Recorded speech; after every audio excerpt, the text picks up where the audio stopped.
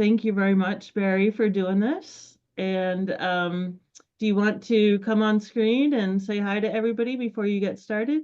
Sure. There you How do I go. come on screen? Am I With, with changing his anything? with Huh? his glorious long hair that I absolutely love. Exactly. They haven't seen me let my hair down. Well, Well, hey, you everybody. you have your picture in here from the old days, right? No, right now I've got my camera on. Is it not showing? Oh no, it is. So in the marketing materials, we use the picture from when you were in your 20s or something. Oh, you said the young one. Yeah, the young one. Barry was a hottie. Yeah. Yeah. Instead of Fat Thor, I kind of think the Zeus Fat Thor is where I'm going for now. So All awesome. right. Well, welcome everybody. Figure, what do you think, Danny? Give him a few more minutes before we start cranking. Completely up to you. Yeah, I'll give him a couple because I'm I can whip through this pretty quick. Let me go back. It's going the wrong way. There we go. Um, yeah, we're just going to go through like the idea of this is just really to kind of explain what's different about writing songs for film and TV than writing for the radio or writing for an artist project. A lot of the things are the same, and then some other things are wildly different. Um, the other thing too, Danny, I'm going to send you this deck that you can share with everybody later. So make sure you Yep. sign up over at at their site, and they'll be able to give you all this stuff. So that way you aren't sitting there taking notes. You can kind of just watch this thing and go through it. Most of the stuff I think will be, while it's not intuitive, once somebody tells you, it'll make sense. I'll try to explain why we're talking about these things. And then, I'll go through all the basics, all the things, the tips and tricks and everything, or basically how it all works. But then at the end, I want to give you three or four things you can do different, or kind of what I call a bag of tricks. There's giving you the lay of the land, and then I always like to leave people with three things that you can do differently that increase your odds of getting your stuff placed.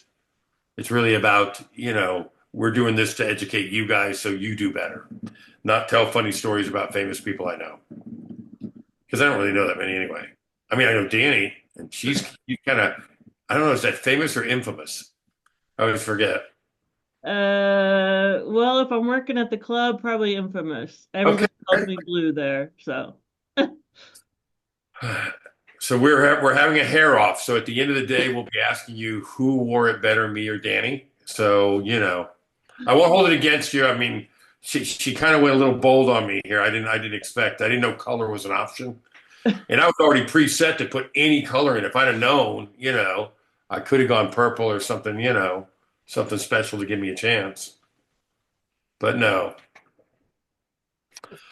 All right, all right. For those of you who are just arriving, my name is Barry Coffing. I am a music supervisor. I am also a songwriter and producer.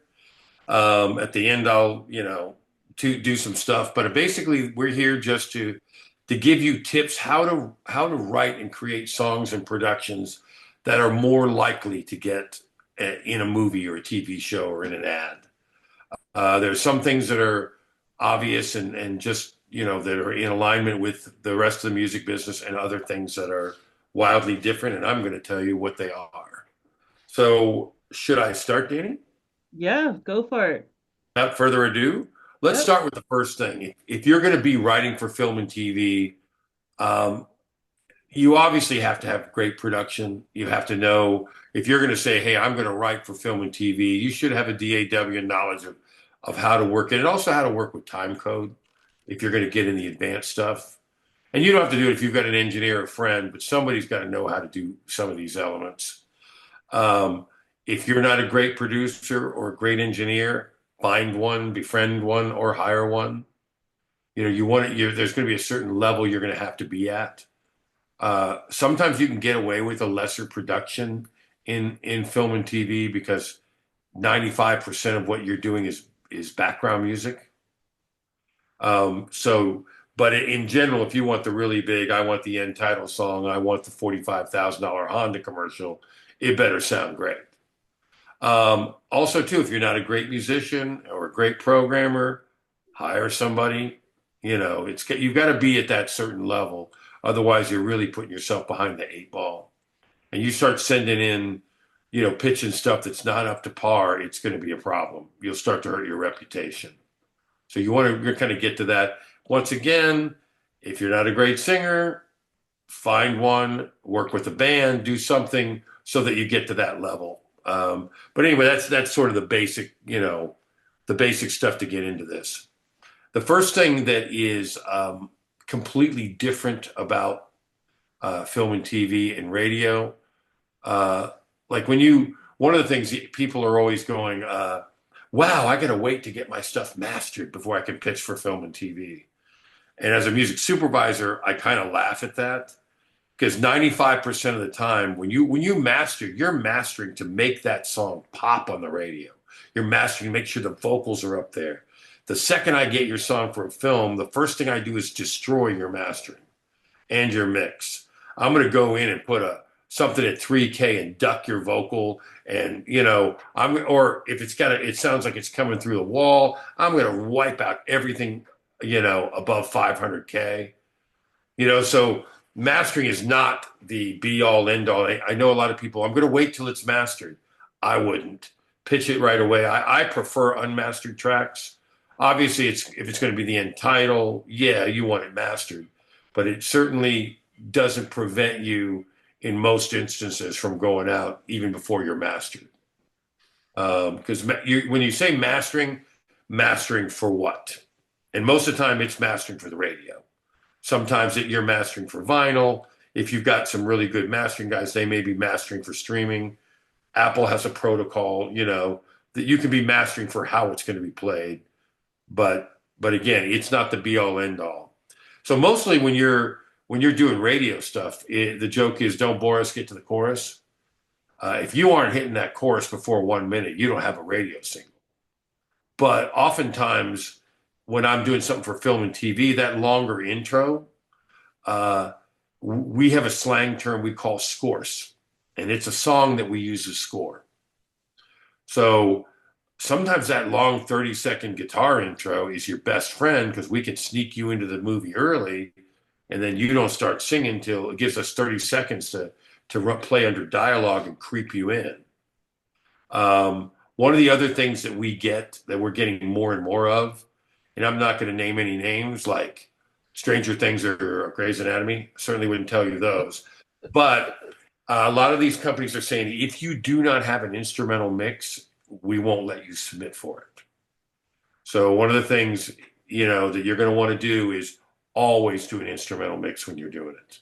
And I'll get to some other tricks on that. But, and let's say, oh, I did this a long time ago. I don't have an instrumental. What will I do? There are a bunch of AI programs that will strip your vocal out. It won't sound as good, but you can do a ghetto version after the fact. You've lost the masters, you can't find the producer. There's still a way to get an instrumental. And that's something that isn't in the deck. So that would be a note. If you want to take a note, take that one. Again, when you're talking about a radio single, you want catchy melodies that really leap off. You want very visual lyrics that tell an interesting story, You want production that just kind of skyrockets, goes bigger, bigger, bigger, ever changing, crazy different places, a bridge that takes you to another place. I hate that as a music supervisor.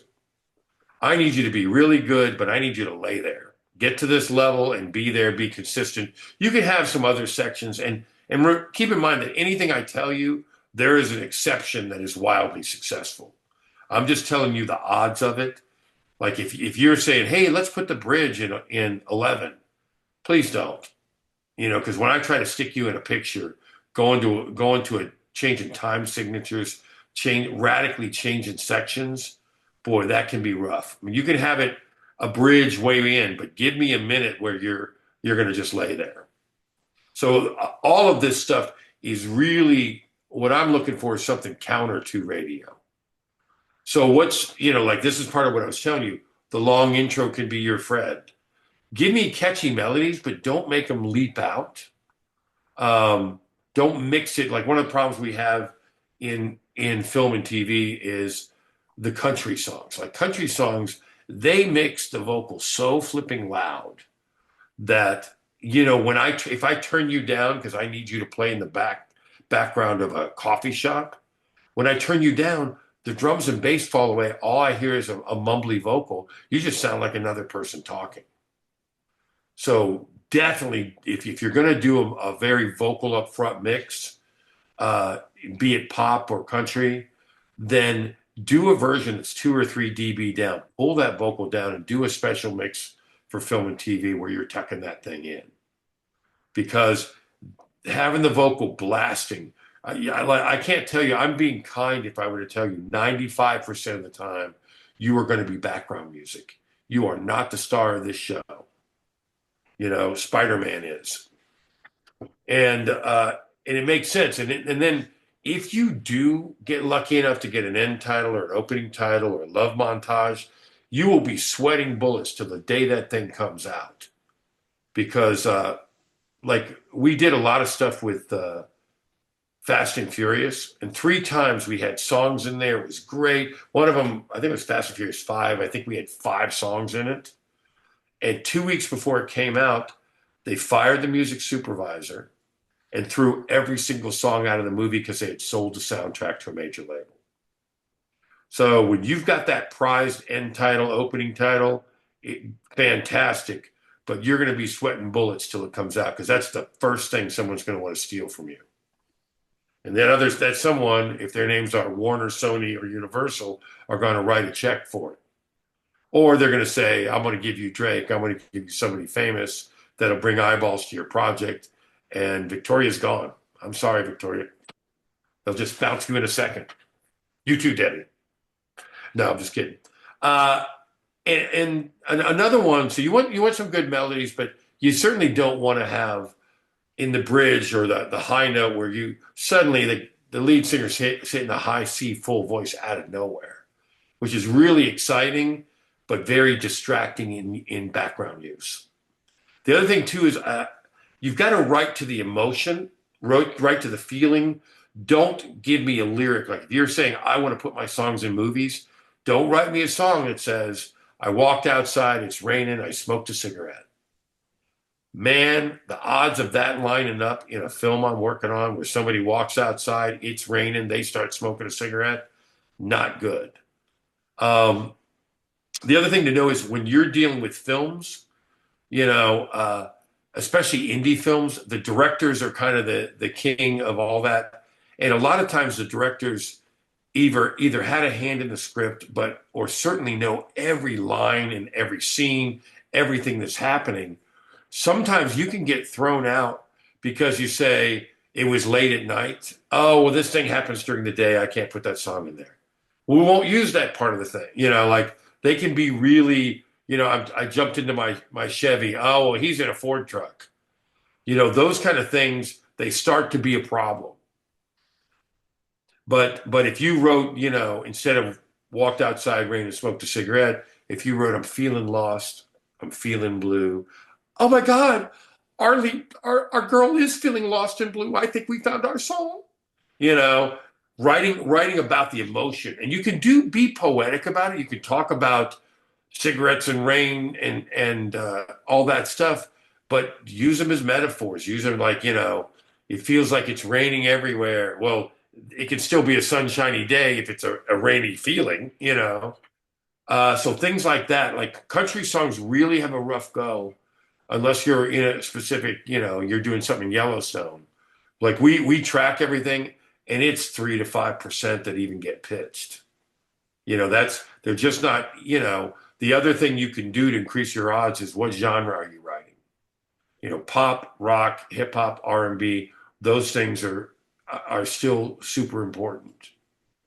But also, if you've got a niche, if you want to increase your odds, let's say you've got big band songs, something like that. Well, those can be, if you get known for having a certain type of song that everybody doesn't have. Like one of the things we see a lot is people that have bluegrass and stuff. They don't get pitched a lot, But when we need bluegrass, they get up to bat a lot. They get played for the supervisor. They get up there. If you've got a niche that you're in, I mean, I kind of believe in make the art that you make, with a little tips that I'm giving you here. You can do some slight tweaks, but do what you do. The first question everybody asks a music supervisor that drives them nuts, if you ask them this, they will not give you a nice response. If you go up and say, "Hey, what are you looking for?" They hear that every day of their life. And again, it really depends on the project they're doing, but if you're going to go try to wild call and reach out to a supervisor, um, go on IMDb, see what they've done. If you want to pitch to a Grey's Anatomy or Yellowstone, watch the show, see what they've done. If you can get a hold of the supervisor, you then go, "Man, I love what you did in episode 122. The way you use that song, I happen to have a song kind of in that ballpark. I'd love to submit it if you'd allow me." Do some homework. Don't go, "Dear sir or madam," because I'm not even out there really pitching that I'm supervising, and I get 100 emails a day. Like, it's crazy. And again, people will try to send you like attaching a bunch of MP3s drives them nuts. Uh, a lot of these things just to be aware of. I again when I talked about the rocket ship production, you can have a ramp up to it, but if you can get to a certain level, and just kind of stay there, that's you know, that is a preferable thing. At least stay there for a little bit. You can go to another section, take it to another gear, but at least stay out there. And again, most of the placements that you get, you know, you're maxing out at 45 seconds. You don't very often see a 2.5 minute piece. Now, if they're in a coffee shop or a bar, everything's different. You're in a dance club, then it's long as everything. But generally, in most things, you don't have to have a 6 minute opus to get into a film. Um, it just try to give you a lay of the land of these kind of things.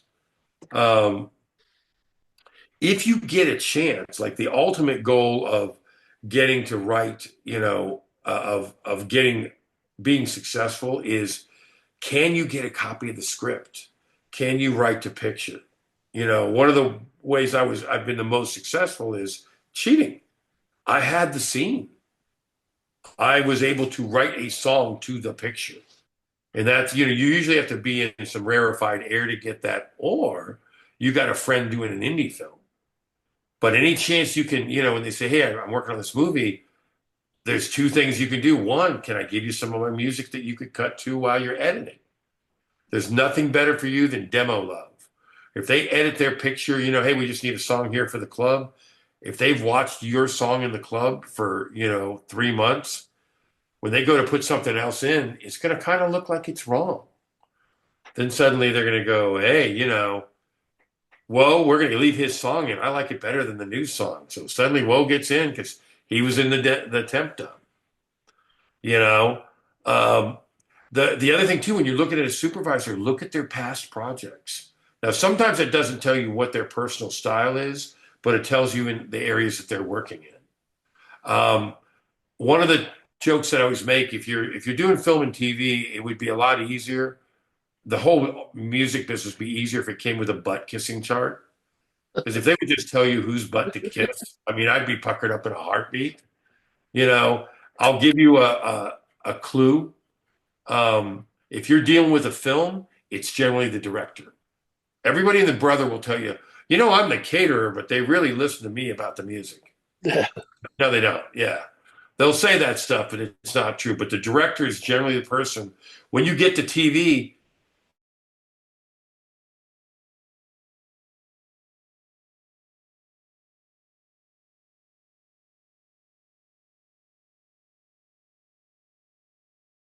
there we go. Somebody muted me. I'm unmuted now. Yes. Can you guys hear me? Great. Anyway, so what was I saying? Oh yeah. If you go to to film and like it's one thing. If you go to TV, the people that pick the music are the showrunners or the producer because the production schedules on TV shows now are so ridiculous. They're doing like a mini movie. It takes weeks to prep and everything. So you'll see all directors are disposable on TV. They're going to go, okay, Joey, you do show 101, 106, 112. Cynthia, you're doing, and they go and they sign them up. You can't let five different directors pick their favorite song, or your show will have no continuity. So the producers and the showrunners generally handle the music. So if you're going for TV, you don't want to stock you want to stock the music supervisor as your first stock, but if you're going to look for a direction, you want to look at the producer or the showrunner. If you're doing ad agency stuff, if you think you absolutely have the most incredible song for Toyota, do not go to Toyota. And the reason for that is if you go to Toyota and they love it, the first thing they're going to do is they're going to take it to their ad agency that they pay $1 million a year to come up with ideas. Now that company is going to kill your song in a heartbeat. They absolutely don't want your song in there because somebody's going to wake up if it's wildly successful and go, man, why are we paying them $1 million? We found that cool song. You know, why are we paying them? So they're going to kill you on purpose. However, if you were to get a copy of Adweek magazine and find out who the people on record are as their ad agency, send it to them. Have I got something for you for Toyota, for Hershey's, for Honda? Get it to them. Let it be their idea that you go to the commercial.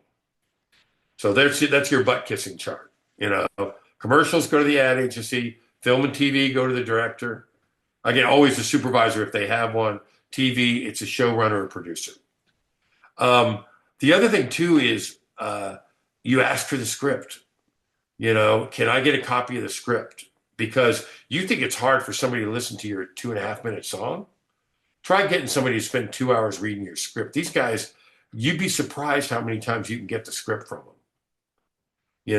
If you can get a copy of the script, because they may have had you to write for a scene, but you got to know what happened before, what happened after. You should know that the lead character loves metal. Like anything you can glean from that. They'll tell you what they think you need, but boy, if you can get a copy of the script, it will help you a boatload. Also, too, you want to say, hey, I understand you're doing this. Who's going to go see this movie? Who's your demographic? Is it 20-somethings? Is it Lifetime? Is it a serial killer documentary? Because serial killers, what's hysterical about that? Women. 35 to 55-year-old women love serial killers. You guys are the number one target for that. Unbelievable. So it's really weird who likes what, if you're lucky enough to get the picture, how do you start? What do you do? Here, this is following underneath the tip trick thing. Just get a click track. Make sure you've got your start time to start right when the scene hits. You lock it up and go boom, boom, boom, and you just try tempo. Try 100, try 120, try 75. Faster tempos will be more forgiving. So even if you do it at 140, and even if it's a ballad at 70, the 140 click will tell you how you're doing because you're looking for that click to be door slam, car crash, bullet hit.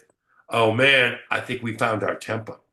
It's like when people play pool, they don't try to do the hardest shot in the world.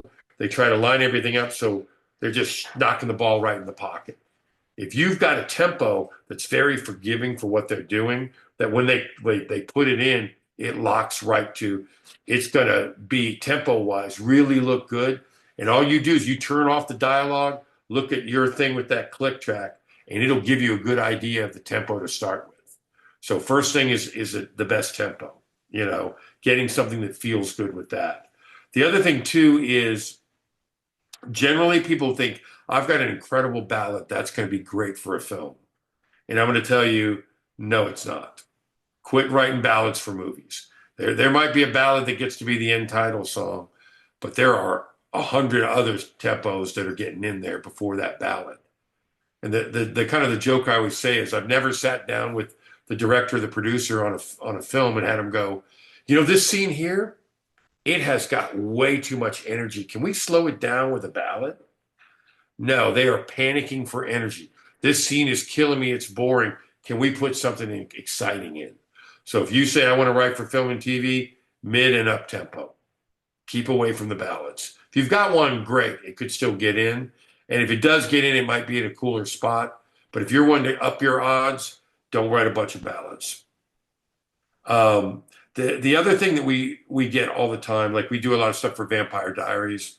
I think I play 17 songs in that. And man, they hear it's a vampire show and everybody wants to go, I'll drink. I got a great song called I'll Drink Your Blood.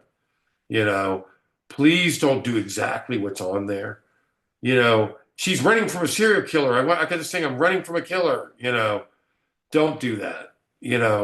Once again, you want to have the emotion or you want to go against type. Why do you think the creepiest thing in a scary film is a children's choir? La la la la la. Anytime you hear that now, it's been done so much, you're going, oh yeah. If they got a little kid singing a nursery rhyme, something bad's going to happen. That doesn't usually come out to be the innocent, nice thing. Or you think of in the classic thing, Clockwork Orange, they have this horrible, beating and rape with Singing in the Rain. Singing in the rain. So sometimes you can put something completely opposite, a really fun, upbeat song. I want to show you that I love you while the guy's trying to kill him. Yeah, I go for that all the time as a supervisor. So don't write actually what's going on in the action. Either write against it or write something that's emotionally lined up with it. But don't write, I'm walking outside, I'm doing this. Don't be literal. Otherwise, because I got to tell you, the only time that you do literal is children's stuff, where you tell them what they're going to see, you show it to them, then you tell them what they saw. You can break those rules. But in general film stuff, you don't want to do that. Hope it's mad at me. There we go. So let's talk about the just kind of the blocking and tackling. This is the stuff I was telling you about. When you go to deliver it and when you finish your stuff, my favorite thing to do is 4 mixes. The required mixes are the full mix and the instrumental mix. Like I told you, if you're just getting here, there are certain shows that unless you have an instrumental, they will not let us pitch to you or pitch you to them. Sorry. They want to be able to have a version with no lyrics on it, and they want to be able to just cut them both together, same length, and go with vocal without. They want to be able to do the things they need to do to dodge dialogue. So always, always, always do an instrumental mix. If you don't have one, there's AI and things that will strip the lead vocal out. So you want to do that. The other things that I'm a big fan of is I like number 3, a TV mix. So if you're an artist or anything else, a TV mix is a full mix without the lead vocal. And the reason it's called a TV mix is if you've ever had to go and appear live performing at a TV station, no one in their right mind tries to set up their band and do that at Good Morning Phoenix. Because the place is like a barn. They've got 4 microphones. They got an engineer who doesn't know how to mic any kind of instrument. The band will tell you, oh, we want to play live. Tell them to shut up, put a cloth on the snare, hit it, don't make any noise. Mommy's going to sing live. You guys just pretend. Because they're not able to do that. So TV mix is everything. It has the background vocals, but it allows you, think of it as the karaoke track. You want to have that. The last thing that separates the men from the boys is you want to have your lead vocal in stereo with all the effects, the echoes and everything. I can take the lead vocal with the TV mix, and let's say you have that problem where you're too loud. Great. I put it up there. I turn the lead vocal down 2 dB. Now you're perfect. Let's say I want to feature it. I turn it up 2 dB. You give everybody full control, and you have full control too. Like if you get there, you finish the whole thing, you go, crap, I should have turned that third line up. Put them both there, turn the third line up, turn, bounce it to disc, and you're done. You've fixed the mix without having to bug the producer, go back in the studio, or do anything. So those four mixes, full mix, instrumental, TV, lead vocal in stereo with effects, ta-da. You don't ever want to give them your lead vocal with nothing on it, because dear Lord, God knows what, like they'll put it bone dry, they'll do something horrible. These are still TV and film people. Obviously, if they're going to give you a boatload of money and they ask for it, give them one. But you'll never lose a sync because you didn't give them a dry vocal. When you want to do remixes, it's a good idea to bounce a dry vocal. But you'll have that in your multi-track. The other thing too is you got to deliver the full mixes in stereo, 16-bit or 24-bit, 44.1 or 48K files. It's got to be up at least at that quality. I have a platform, we do 16, 44.1. The films actually normally use 24, 48, but some people want to, play it like 16, 44.1 is CD quality. So you got to at least be that. Nobody is going to give you $4,000 for your MP3. Have a WAV file on everything, always. Put it on your computer, put it on your phone, have it there. Let's go to the contracts and legal. When you're doing this, if you want to be safe for film and TV, there's work for hire contracts. There's two kinds. One is if you're hired to do a show, they'll give you a work for hire contract. And that means that if they've commissioned you to write them a song, generally they will take your publishing. Mostly all, sometimes half. But also too, if they're giving you $500, you don't want to sign a work for hire contract because they're not paying you enough to do that. You can ignore me and do it, but a real work for hire contract from Sony or one of these big guys, it's a horrible contract because you don't own anything. We own all the rights, this, that, and the other. They'll take everything away. But what they should do at the end of the day is they should say all of the writer royalties will be directly paid to you. We will pay you those. Never let them take your writer's royalties. That is not standard. In order to take your writer's royalties, they got to have one of their guys say they wrote it. And you won't see Sony or these guys try to do that unless they have some idiot that doesn't know what he's doing. So that is not an okay deal. And again, everything's in there, but that's one type of work for hire. But also when you hire the guitar player, the drummer, the producer, you want to have work for hire contracts that said, I paid you to work on this. You have no ownership in it. We're clean and green. I own all the rights. This is my master. So you want to have both of these work for hires. The odds of most of you guys on here getting a true work for hire, unless you're a composer, you have to be pretty high up the food chain to get them to pay you up front to write them a song.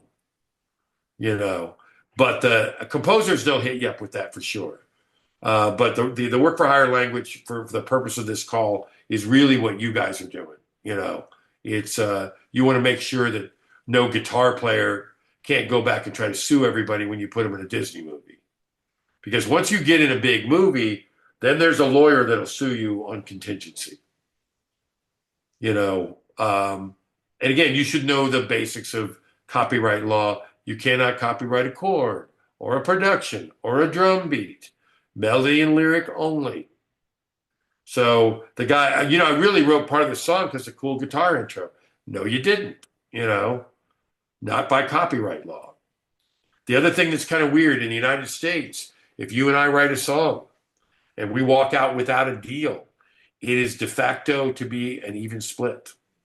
So before you leave the room, if you want to be technically and legally correct, you need to say, hey, what do you think the split should be? Do it while everybody's happy and thrilled with the song. You can go, hey, you only wrote the bridge and this and that and the other. It feels like, how about 75-25? Get everybody when they're happy. Because when there's money, people are going to remember things differently. Again, you want to make sure I'm doing, and I'm kind of going over the basic terms of what a contract would be and what you need legally. What's a normal deal? For an unknown artist with an unknown song, we're kind of breaking out the champagne at $5,000. It could be $500. It really depends on the deal. But But the stuff that you read in the papers where they're going, so and so got 100 grand, very few people are getting that kind of money. And they certainly aren't unknown artists. Unless, so the exceptions are if they're using your song for their trailer, that needs to be treated like a commercial. So oh, you maxed out at 5 grand as an unknown artist, you start at 5 grand on a trailer. And it goes 5 to 15. They pay a lot more. It's a different budget. Usually they've sold the movie, the director and producer have nothing to do with the trailers. Like I worked on Meet the Fockers, and they paid Barbara Streisand's label $1 million to use The Way We Were in the commercial. Never appeared in the film. You know, because and people will want to charge you a lot more. I did a movie called The Man in the White Van that was just out December 13th, Friday the 13th. And we had used David Cassidy's I Think I Love You twice in the film, did all this stuff. When we went to go use it for the trailer, and on a trailer, they have two things you should know about, and this is something you should write down. You have in context trailer and out of context trailer. An in context trailer means you're in a dance club, your song's playing behind there, they show the clip of the dance club, and your song's in there. Generally, most people will say, I will give you, along with using my song, I will give you in context trailer rights. But if they want to take your song out and make it the theme song of the commercial, yeah, you want some more money. You should try to say, hey, that's a different deal. Let's negotiate something different. If it's a tiny film, you know, don't fight hard on it. Okay, you can have out of context trailer. I mean, everything's within reason. But just I'm telling you, the idea is to tell you what is normal. When we went to try to get the Partridge Family's I Think I Love, the major labels do. I don't know if you guys ever heard the term MFN, which is Most Favored Nations, and you'll want to write this down. Most Favored Nations is something you can slip in or demand. Like, let's say you've got a small indie film and they go, man, I've only got $100. If you want to be a jerk about it, you can say, hey man, if everybody's doing it for $100, I will too. Just put in that's what everybody's doing it for. Just put in Most Favored Nation. And that means if they pay everybody in the movie $100, but they go, wow, we like that Wells song and we want to pay him $200, they got to pay you $200. You get whatever everybody else gets. Nobody gets a better deal than you. And the major labels and the major publishers always put MFN in their contracts. So when we came in, we said, hey, I think I love you. They came in and said, we want, the publisher wanted 50,000, the label wanted 75, but they both put MFN language. So that meant that the publisher, if we paid the label 75, the publisher was going to get 75. So it was $150,000. I think I saw that Alan was on here. He's my buddy who helped me clear that stuff and negotiated that deal. So we ended up reducing the rights and the length of the commercial, and then we did a new master. So we didn't use the labels thing at all and got it down for below a third of what we're talking about there. So there's things that the supervisors are struggling, things that they're doing. One of the things too, I'll get into the next thing, is how to deal, what is the advantage of doing a cover, all that. But I just want to go through this stuff. I didn't want you to be a lawyer, but I thought it'd be good for you guys to have the basic ballpark of everything. Now we're into tips and tricks. So one of the things too, some of you people on there I know are just regular songwriters. And so you may use a demo singer. And the demo singer may even say, don't put my name on it, that kind of thing. And you can do that.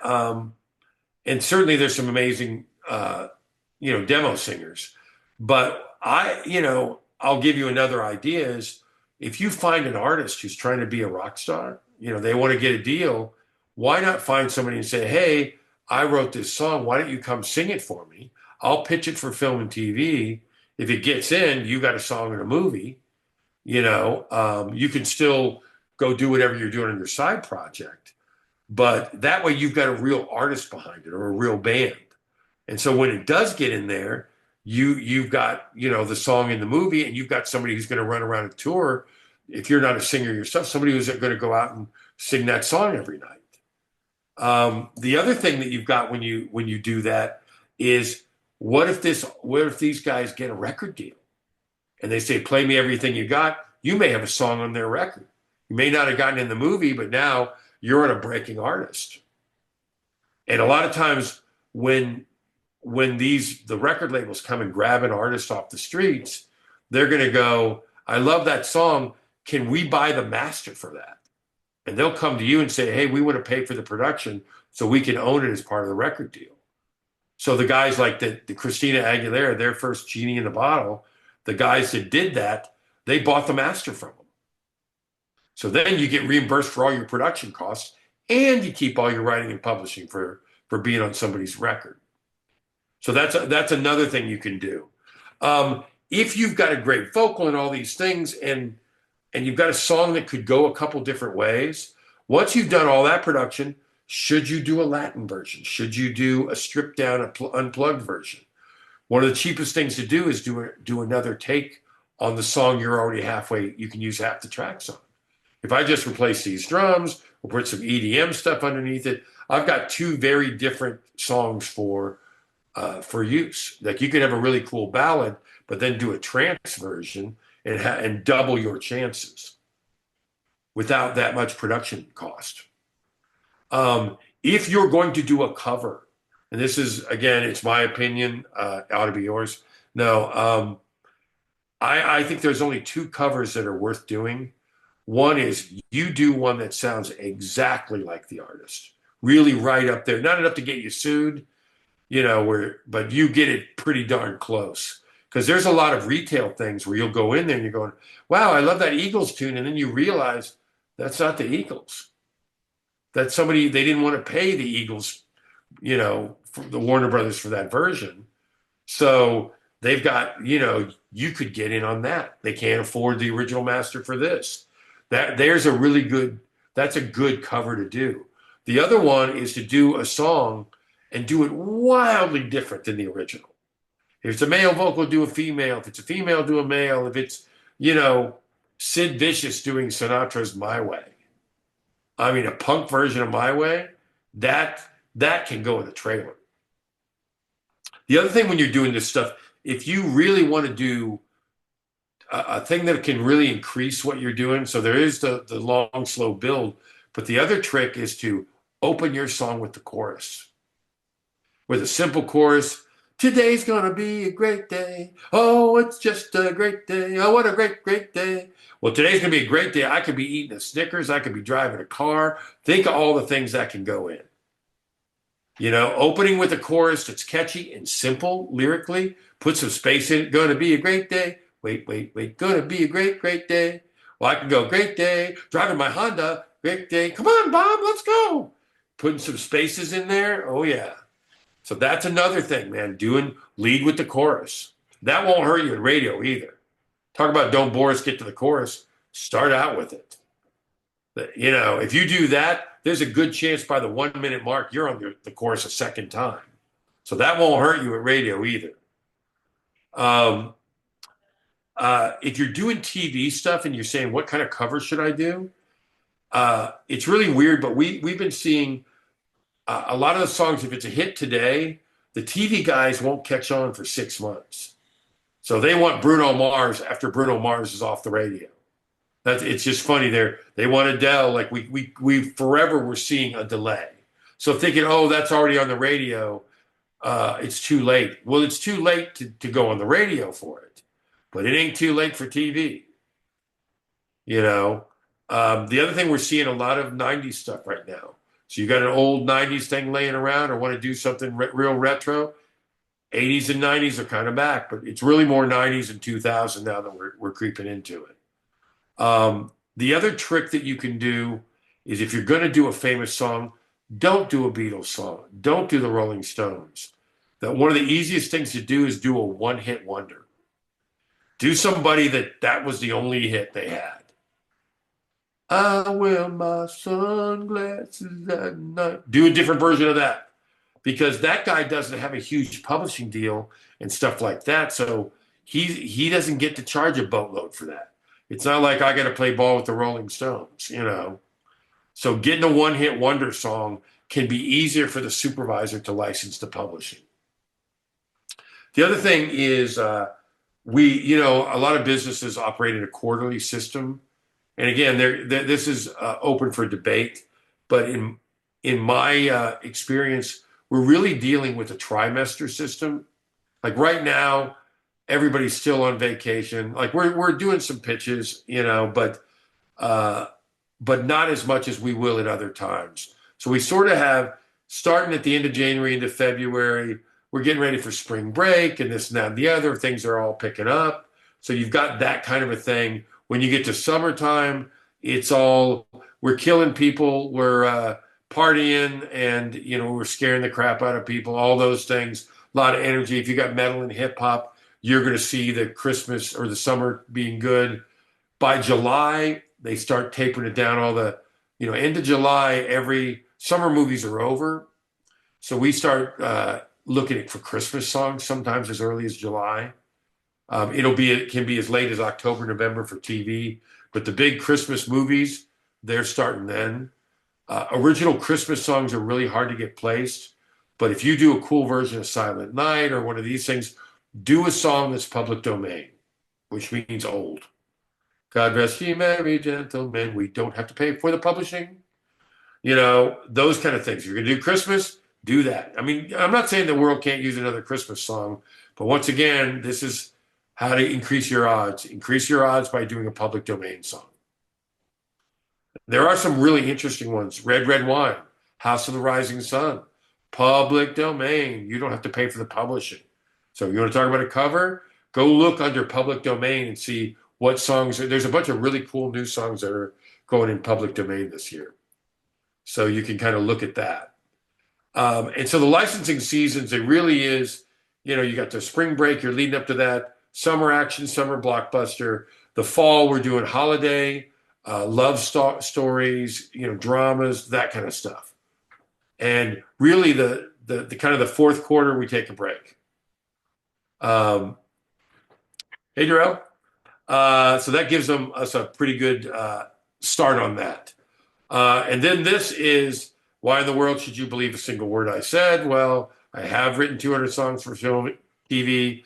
I am an Emmy nominated. They say that when you lose composer. I've written a number one TV theme that was number one in 52 countries.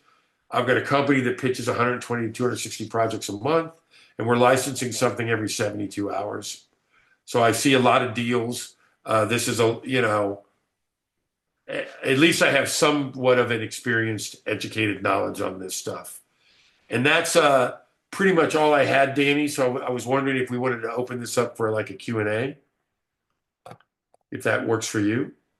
Absolutely. And there's your picture that I love so much. Yeah, yeah, I put them both there. This this is me before four kids. This is me after. Like every time we had a kid, I gained so much weight with those kids. Eating ice cream with mom. I mean, I felt like I didn't want her to eat ice cream alone. So I had to help. And then this is what happens to you. Actually, it's more from being a writer for film and TV. They would just stick pizza and donuts underneath open the door, slam it in, and go keep writing. Yeah, as long as you're blaming it on that and not the 80s or anything, right? No, no. The 80s was cocaine. We were skinny in the 80s. That's true. All right. Yeah, so this was awesome. There are definitely some questions here in the chat messaging here. You can just read them to me, and I'll start knocking them out. Yeah, absolutely. Well, Janet mentioned most supervisors say they're looking for great songs, so do your research. Alan mentioned that you should network with music editors. Do you want to kind of elaborate on music editors a little bit versus music supervisors? Yeah, music editors are they're a great way to be in. because almost no editor that I know, and they're not music editors are one thing, but you know what you really want to go for? Picture editors. Because there's no guy I know that's cutting the film that doesn't stick some music up there, to give it a tempo. And so yeah, you want to, if you can get to a picture editor, because they're kind of the long lost guy, and just make it clear, hey, I'm super easy to clear, no problem, this, that, and the other, because you also are getting a fast track to demo love. Because they will all they give a shit about is can I get my edit approved? And as a music supervisor, the last thing in the world I want that guy to do, what he can do to screw me the most, is put an Aretha Franklin song in. You could have the shittiest picture edit in the world, but if Aretha's singing, I don't care. And so that can really screw the directors over too, because then when they turn the Aretha Franklin song off or try to put something else in there, you're going, look, this isn't working. It's terrible. Well, it might actually be a bad picture edit, you know. So I always try to get in there and get in the temp dub if I can.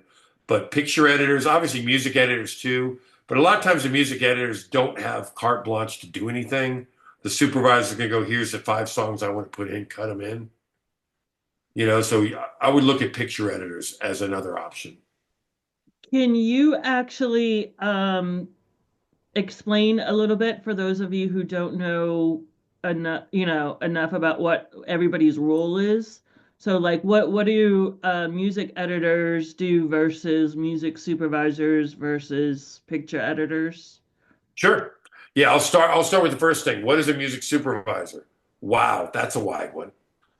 So we'll start with that. The music, most people don't even know what the job really is. If you were the Mac Daddy super music supervisor, you are helping them hire the composer. You're helping to pick the style of music. You're looking at the script and going, I think she'd be listening to this band and he'd be listening to that. And this club would be playing this and everyone would take your advice.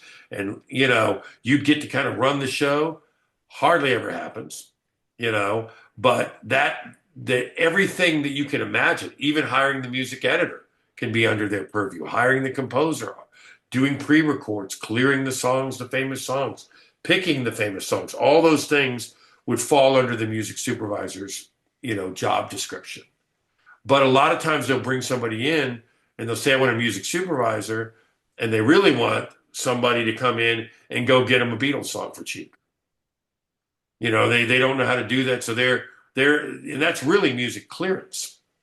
And that's a very specific thing.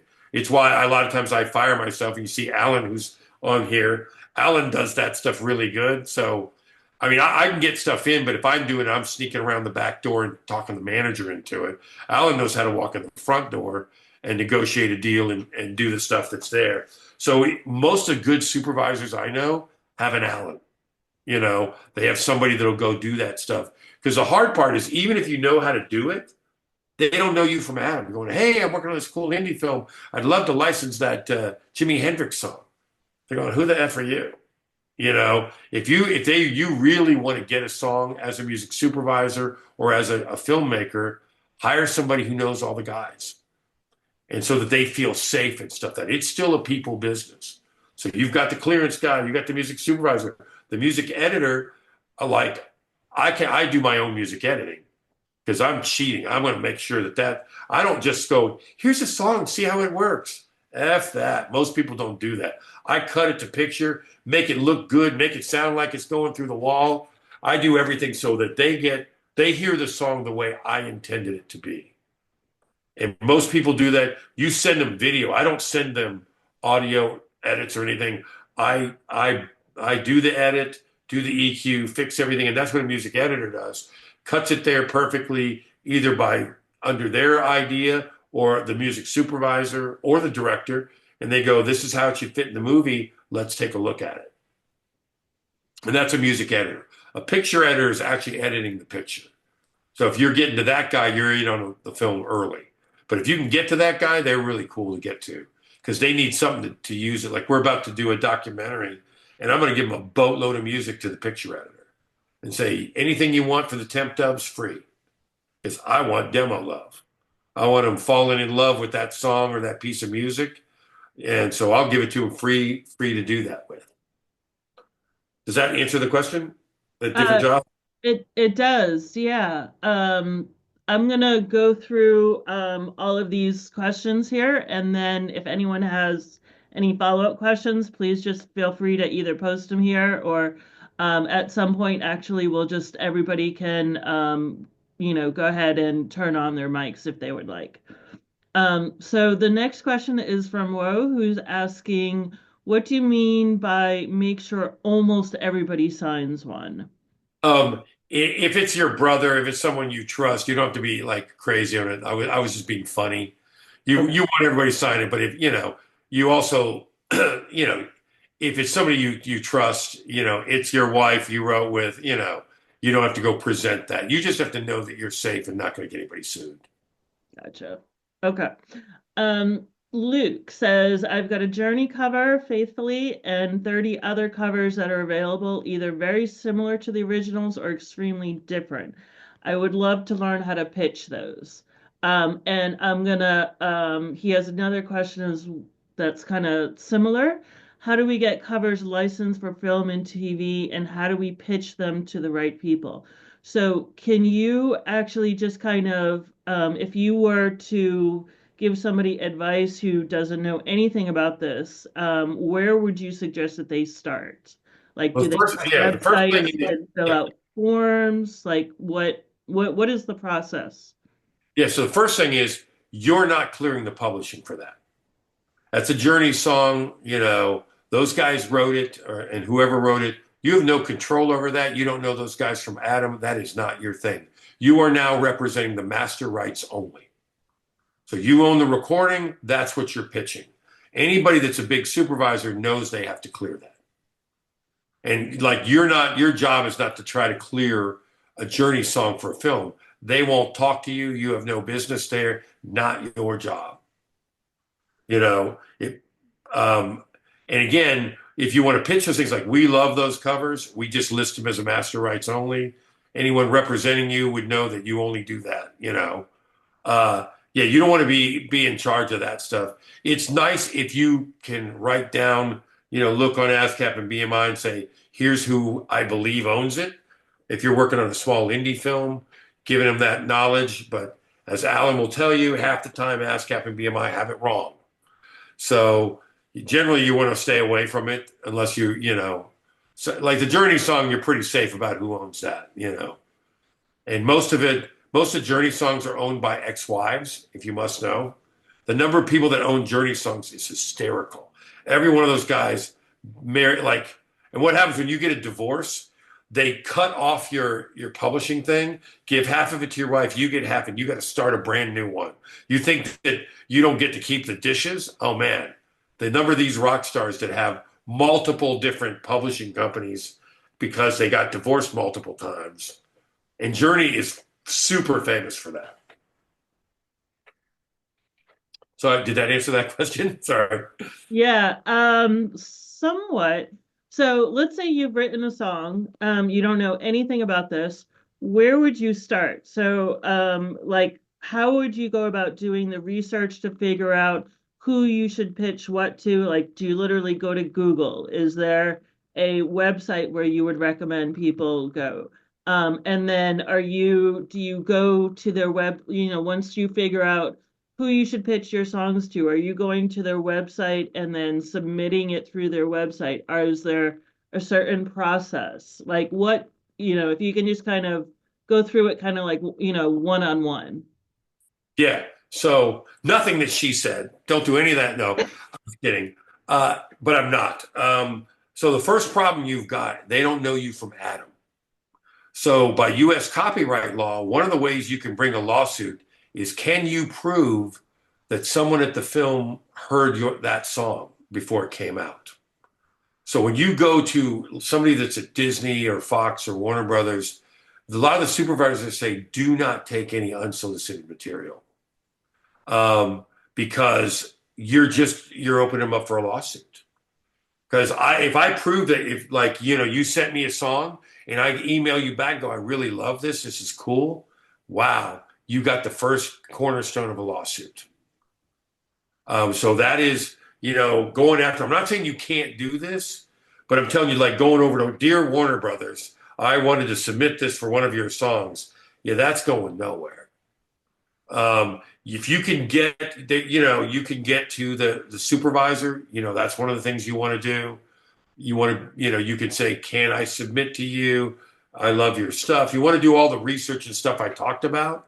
But if you don't know anything about this, all of your normal instincts are going to get they make sense once I tell you what I just said. But everybody thinks I'm going to go find these guys and send it to them. And they're going to be real careful about listening to it if they're a pro. Mhm. So that is a rough thing. I have a company that we represent people to do that pitching, and why we're successful is they trust us. They also make me have $1 million E&O bond from Lloyd's of London. So if you screw up and get them sued, I have to pay for it. So there's an element of that. There's a reason that people like me have a job is because of that kind of stuff. So you can go to somebody. Just got to watch that who you're going to, that they're reputable. Look around. If they're asking, one of the things I hate that's kind of rampant, there are people that say, "I want to represent your stuff, but I want to rename your song and I want to take your publishing." It's called retitling. So your song, "I Love You, Baby," I want to call it "Baby, I Love You," just for this version I'm pitching. You know, and they're not wrong, because when it comes to when it comes to the money in independent films and or independent artists, the money's in the back end. I can only get so much for your song for an unknown artist with an unknown song. You can't go in there. "Yeah, I want 50 grand." Yeah, I want a lot of things too. They're not going to do that. You're not bringing that kind of value. The other thing that's horrible about this is you could be a number one hit songwriter, and oh, it was written by this guy. They don't care. They don't care if Sting co-wrote it with David Bowie and Paul McCartney. Yeah, you can't get an extra dime generally. Now, if those guys sang it, holy crap, all bets are off. We're going out at 100 grand at the beginning. There's a lot of value placed on the artist. Just a songwriter is just like, nah, not so much. And I'm not saying there aren't exceptions, but I can't tell you, and I won't tell you the famous people, but I have been brought in to rewrite horrible songs that very famous people wrote, because the people at the ad agency, or in this case at the TV network, thought, "Oh, they're what a wonderful artist." Doesn't mean that they can write songs. In fact, they didn't write any of their own hits. Why would you give them 20 grand to write a song? And then have to pay me 10 grand to rewrite it and not get credit for it? But not that that happens, you know.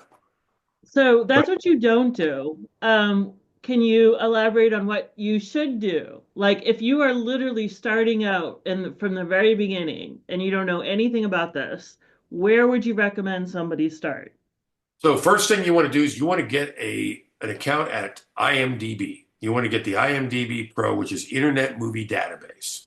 Yep. That gives you all the credits of who did everything at the films. So you're going to go find out who's the music supervisor on this, who's the music supervisor on that, who worked on it. You can maybe find the music editor, people like that. You want to start by being able to find them, and then you can go stalk them on social media and go hit them on their Instagram. "Hey, I'm a big fan." All the things that I said earlier. You go in there and say, "Hey, I loved what you did in this episode. I got a song like that. Would you mind if I sent it?" And some of these guys will be really cool. There are some other website groups and things like that that you can find collective stuff. They tend to be more where supervisors and licensing people gather. They don't tend to like to have artists in those groups, but it doesn't mean you can't infiltrate and kind of watch and see. But those things, you got to really educate yourself about this. Thinking about the detective work that you got to do this, boy, it's a lot. There's a great songwriter named Michelle Weiss Maslin, and she teaches a course on getting stuff synced. It's kind of expensive, but she knows every trick in the book. If you want to be the person that goes and pitches your own stuff, Darrell's laughing because you took her class, right? Yeah, yeah, and You're still muted, Darrell. You Yep. want to unmute? You're still muted. Go to the bottom left side, unmute you. Still can't hear you. You're still muted. Jarrell Pert, hold on. Yeah. There you go. Hey, Barry. Yeah, yeah, yeah. No, she's awesome, man. She's awesome, and she knows where to find everything. Oh, yeah. And I don't know anybody who knows more about stalking supervisors than her. If you just want to go straight to, I want to be a supervisor stalker, she's got it down better than anybody I know. But she knows supervisors I've never heard of. Like the rumor I heard is there are probably 500 music supervisors on earth doing it for a living. And the thing that's crazy is they're spending $600 million. So they are very important people. But she, of course, you tell Michelle, that's not true. There's 2,500. Why there's this, she'll give you a list of all the people that tell you why Barry's full of shit. And she's certainly from New York and doesn't have a problem telling me that too. So I'll tell you that, right up front. But she really, nobody knows. She's had over 2,500 cuts in film and TV. But I wouldn't I'd rather have a root canal than do what she does. But if you want to do it, those are the things you can do. And a lot of it, I'll give you this. This is another one of the tips I do. I get 100 emails. Everybody gets 100 emails. To me, there are only 3 reasons why I'm going to click play on your song. Number 1, Darrell told me you were great. Someone I trusted, hey, Darrell told me to call you, or somebody trusted said that I should reach out to you. Well, then if it's for my buddy, I'm going to go click play. Number 2, you have an incredible photo where it's so compelling. I got to know what this band sounds like. I got to look at that picture and go, how did that band get that giraffe to hold still? I'm sorry. All right, you got me. I'm going to click play. The third thing is you've got a tagline. Once again, that my curiosity is going to get the better of me. Her voice, Danny, her voice sounds like a buzzsaw dipped in honey and lit on fire. Okay, I'm clicking on her track. I got to hear what a buzzsaw dipped in honey and lit on fire sounds like. So those are the 3 things that you've got. The 4th thing is ego. You are so incredible. I love what you did here. This scene was magical, blah, blah, blah. There's your things. Hit that ego right up front, But those are the 4 things. Your first battle is getting them to click play. Okay, awesome. So the Rift is asking, can you go through what it takes to get a song cleared? I don't know, the Rift, do you want to come on? Do you still have that question after what Barry mentioned about song clearance? Go ahead and unmute yourself. Let me see if I can. I can ask him to unmute. I did that. Oh. Okay, here we go. Hey, Barry. Hey, how you doing? Good, man. How are you? Yeah. So I guess I was just wondering, what is the actual process when it comes okay, this is the song we want to go with. The music supervisor picks, say it's a song you wrote. What does it take for them to, get it cleared and what actually happens? Wait, is it one of your songs that you wrote? Yeah. Yeah, you own it. I'm going to go, hey, I'm going to pay you X amount. Are we cool with that? I'll pay you this. Generally when you do a license, it's generally, if it's $1,000, it's $1,000 for, the total thing. That it's $500 for the writer and publisher. It's $500 for the master use. They generally are the same in the independent world. So they're going to say, do you own and control all of it? Are you a one-stop shop? Can you say yes or no? We're pitching something really big right now, Chris and Harry, and they're saying that we need super easy, clear stuff that we can do within 2 to 3 days. We're in a really tight schedule. Okay. So that is one of your competitive advantages, is you can say absolutely. We're signed off on everything. So you've got an advantage of that on that. And if you got one guy who's not in there get him to write a piece of paper that says you can represent it and do whatever you want. I mean, legally in the United States, um, we treat copyright like joint custody of the kids. If you got the kids on Sunday, you can take them out to the park, feed them ice cream, sugar them up, and take them back to mom. There's nothing she can do about it. If you want to license a song in the United States, you license it in the United States. You got two co-writers. You can say you can do. Well, I'll do it for $500 as long as you give them their share of the $500. You're cool. The second you leave the United States, not that way. You must have sign off from every one of the co-writers. Got it. And you're really preferential to you to have those kind of sign offs. And you could do an email and get it legal and binding. I'm there, the drummer, even though he's an idiot, we let him be in charge of licensing our stuff. He is allowed to negotiate on our behalf. Here it is in an email. Cool. Save money on your lawyer. Awesome. Thank you. You're welcome. All right, thank you. Let's go to Miles next, and then we'll go to Janet. Great. Good evening, everybody. So my question was about something you said very early on about you need to have certain levels of separation in your music.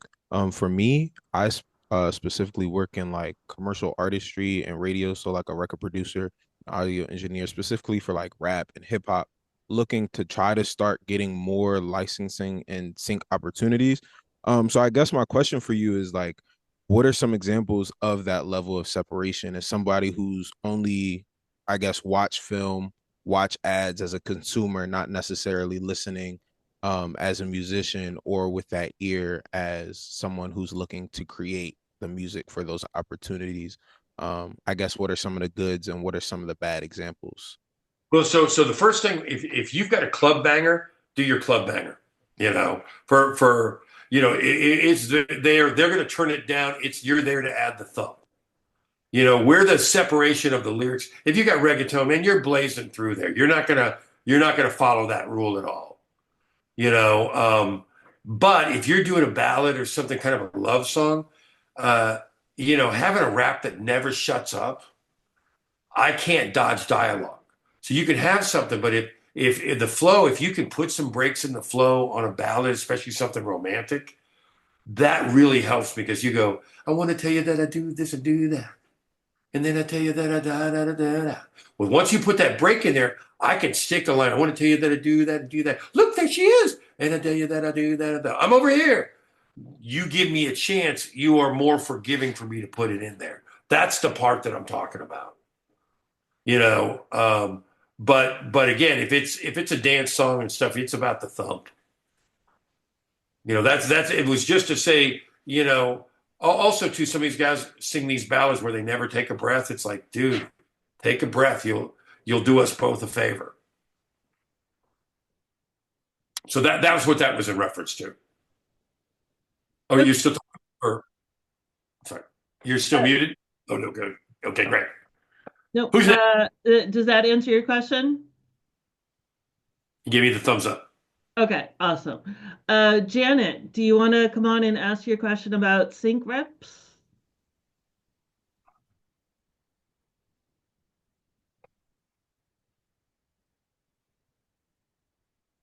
Damn it, Janet, your mic is muted. Hold on. Are people not able to unsync? I don't know. I just told her, hey, unmute. So maybe that helps her. Or she's off drinking in the corner without us. That would be so wrong. There you go. Hey. So I have some songs repped by agents, and then I have songs that I also will just send to the few music supervisors that I've actually met. But I'm wondering if, like, my feeling is that most people would rather just go to a sync rep of some kind and get the song so they don't have to worry about I&O insurance and all that kind of stuff. Yes, it's true. Yeah, there's a lot of that's why we have a job. Yeah, because it is going direct it's a full-time job, and you have to you have to really commit to getting to know these guys, getting to know the language. The second, if you're talking to them, you say one wrong thing, like you said I and O thing, it's an E and O, errors and omissions bond. So if you said that, they'd already go, she doesn't know what she's doing. We're going to get sued for sure. So it's like you want to, yeah, I mean, there are people that do that. My big thing, whenever possible, is to be with somebody who's not exclusive. I hate the idea of, like, we're really active, so I may pitch 5 to 15,000 songs a month. We're working on over 100 projects, all these things. What am I seeing? Like 10% of the workflow, five? Do you really want to sign with me and be out of work for the other 95? I hate that idea. I would never sign an exclusive. And that's hard because some of these guys, when people go out and put the same song with 5 different agents, that's a problem for them. So I understand why they ask for it, because the last thing they want is to get 3 Janet songs from 3 different reps. So they're going to be, they tend to want to have some kind of an exclusive window, and I know why. It is one of the more difficult things. But you're right, the rep thing is important. But if you got direct ins with them, by all means. The thing that, like, in my system, we have a lot of other reps that have their stuff in my thing, and they really get kind of mad when I place a song that they pitched and they didn't get it from them. But I know every time they look at it, I know every time they listen to it, I've never had a problem saying, where did you get that song? So you want some people that are pretty pro at what they're doing. Okay. Awesome. So Wo has a question about how we get artist music supervisor service works. But they're separate. You have several companies. Do you want to But we get artists. He's got the right one. That's why I put it in the center. So music supervisor, we used to do everything through musicsupervisor.com, and it was so great. But it was like, want music, need music, want music, need. And I got tired of trying to communicate to 2 different ways. So really, there's only one company in terms of the licensing. It's technically Music Supervisor Inc. But what I did is I put a front door and a back door. As you might imagine, musicians, I'll put you in the back door. Can you go back in through the kitchen, load in through there? I don't want you eating with the audience. You sit back there and eat with the help like you belong. No, we get artists is the place where the artist can go. We can communicate to you and go, hey, this is what we're looking for. We don't advertise. I just do stuff like this. It's free to sign up. It's non-exclusive. You can leave anytime. You hate Barry, you're out in 30 days, and the truth is I can get you out in 3 minutes. And again, you can be with 100 other people. We don't care. It's free to sign up, free to put your music in. We get paid when you get paid. We do a split on the front money. You keep all the back end. Generally, for whatever I get up front, you'll probably over time make 3 times that in back end royalties. So it ends up being about 12.5% of what we generate. Once in a while, somebody gets screwed. If you're in a small movie and it's $500 and it never comes out, you just paid a 50% agent's fee. Ouch. And there is no back end. But if I put you in, let's say I put you in Spider-Man or Venom, which I put somebody in both of those, the money that we got up front was really good. It wasn't what it needed to be for that kind of movie. They needed us, in Spider-Man when they're playing the end credits and then suddenly the movie starts back up. We got that slot for a guy named Danny Asuna in LA. And so the 3 Spider-Men are in Mexico listening to, at a bar drinking, tequila or whatever. And his song's playing in the background. And so we only got, I hope I'm not going out of school, but we got $6,000 for that license. So he got 3, we got 3, but he's going to make 20, 30, 40,000 in royalties that we don't get a dime on. So you may get screwed more often. We get screwed harder. You can't make anything perfect, but that's kind of where we're at with that. Hopefully that answered the question. Can I clarify my question a little bit? Yeah. Okay, thanks so much. So yeah, I recently uploaded some of my music to music supervisor. And I'm just wondering, like, is there anything like I can do as an artist, like proactively on that platform to, pitch my That's a music great, or that's a great question. It's what everybody asks. What can I do to make, to really increase my odds on that? And the hard part of that is there's no selling in music. No one ever sold you a shitty song and you hated it, and then once you saw the commercial, no, I love this song now. I mean, they may earworm you where you're singing the McDonald's commercial or something, but there's no selling it. I can be best friends with somebody. Some of these guys I'm best friends with, and those bastards have not put one of my songs in anything because I can take them out to sushi dinner. We can be best friends. Your song either makes their movie look better or it doesn't.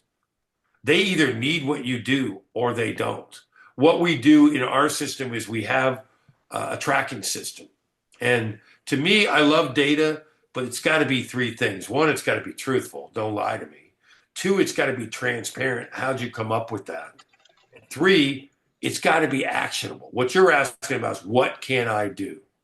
So one of the things that we did, because a lot of people say, so the reason they hate, what are they looking for? It's like, one, the supervisors are arrogant and you're supposed to know. But two, if I told you, what's so hot? Well, Swedish folk songs. I mean, I just can't keep them in stock. Are you going to go write me a better Swedish folk song than my Swedish folk singer? No. What you need to know is of the music that you make, what's hot? What are they reacting to? So I right. built a tracking system. We track every time your song comes up in a search, it dings it.